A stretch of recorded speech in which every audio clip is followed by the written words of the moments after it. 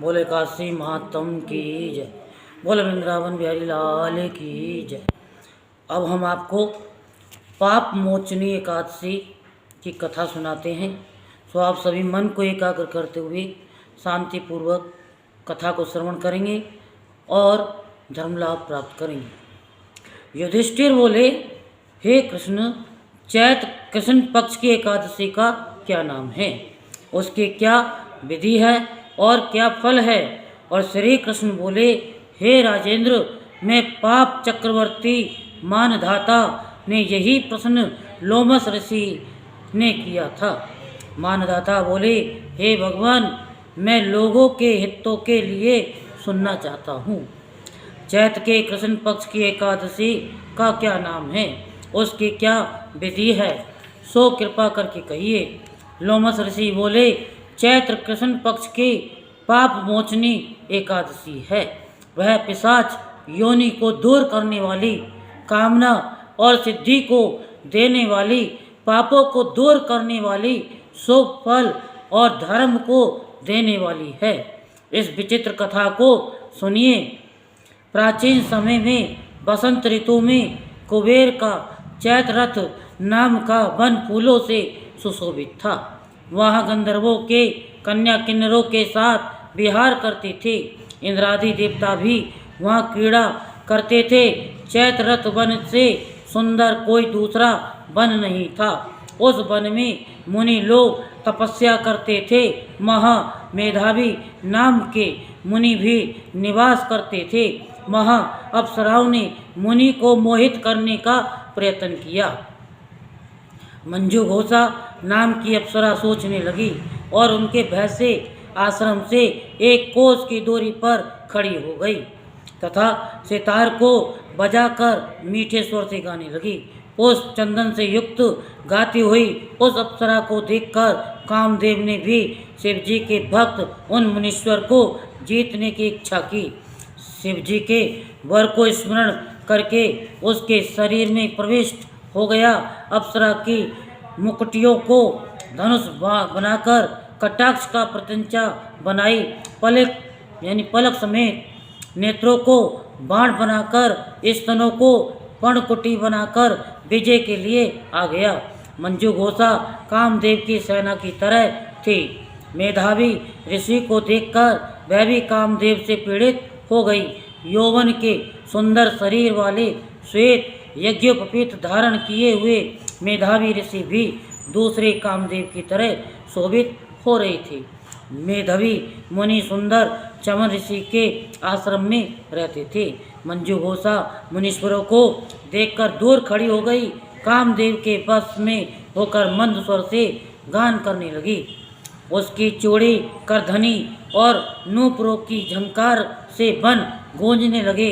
हाव भाव सहित गाती हुई अप्सरा को देखकर मुनीश्वर भी कामदेव की सेना के वशीभूत हो गए। मंजू घोषा आकर मुनि को कामदेव के वशीभूत देखकर हाव भाव कटक से मोहित करने लगी।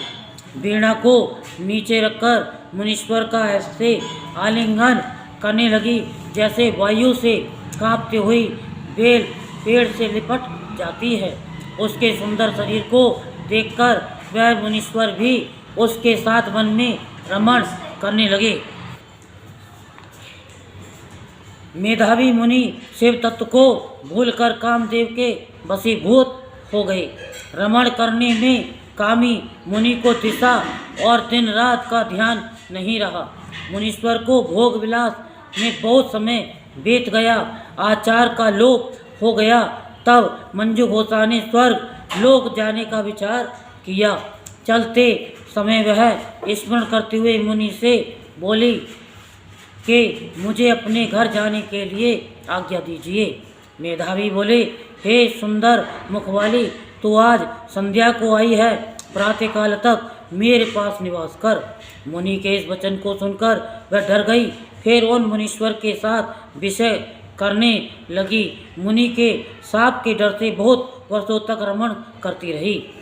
57 वर्ष 9 महीना 3 दिन व्यतीत हो गए, परंतु इतने दिन मुनि को आधी रात के समान मालूम हुआ। इतना समय बीतने पर अप्सरा मुनि से फिर बोली, हे ब्राह्मण, मुझको घर जाने की आज्ञा दीजिए। मेधावी बोले, अभी तो सवेरा हुआ है, मेरी बात सुन, जब तक मैं संध्या करूं तब तक तू यहाँ ठहर। मुनि के इस वचन को सुनकर वह डर गई, फिर मुस्कुराकर विस्मित होकर बोली कि विप्रेंद्र, आपकी संध्या का कितना परिणाम है, वह समाप्त हुई कि नहीं, मेरे ऊपर कृपा करके गए हुए समय का विचार करिए। अप्सरा के इस वाक्य को सुनकर मुनि को बड़ा आश्चर्य हुआ। ब्राह्मण ने हृदय में ध्यान करके समय का अनुमान कर लिया और बोले, हे सुंदरी, तेरे साथ 57 वर्ष बीत गए।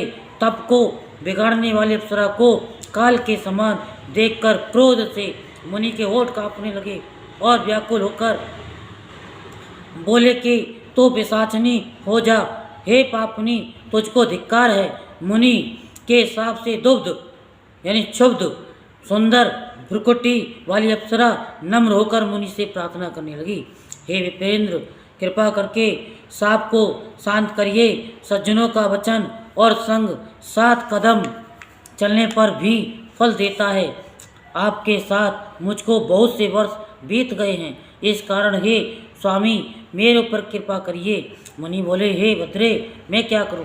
तूने मेरा बड़ा भारी तप नष्ट कर दिया है। तथापि मैं तुझको साप दूर करने का उपाय बतलाता हूँ, उसे सुन।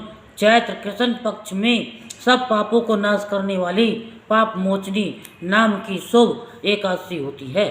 हे शुभ्रू, उसका व्रत करने से पिशाच योनि छूट जाती है। ये कहकर वे मेधावी पिता के आश्रम चले गए। मेधावी को आया हुआ देखकर चमन ऋषि बोले, हे पुत्र, तूने ये क्या किया? सब तपस्या को नष्ट कर दिया। मेधावी बोले, मैंने अप्सरा के साथ रमण किया, बड़ा भारी पाप है। अब प्रायश्चित बताइए जिससे पाप दूर हो जाए। चमन बोले, चैत्र के कृष्ण पक्ष में पाप मोचनी एकादशी होती है। हे पुत्र, उसका व्रत करने से पापों का समूह नष्ट हो जाता है। पिता के इस वचन को सुनकर मुनि ने उत्तम व्रत को किया। मुनि का पाप दूर हो गया और धर्मात्मा हो गए। और मंजू घोषा भी इस व्रत को करके पाप मोचनी के व्रत के प्रभाव से पिशाच योनि से छूट गई। दिव्य रूप धारण करके वह सुंदर अप्सरा स्वर्ग को चली गई। इस व्रत के करने से बहुत पुण्य मिलता है। बोलो एकादशी महात्म की जय। बोलो वृंदावन बिहारी लाल की जय। जय जय श्री राधेश, जय जय श्री राधेश, जय जय श्री राधेश।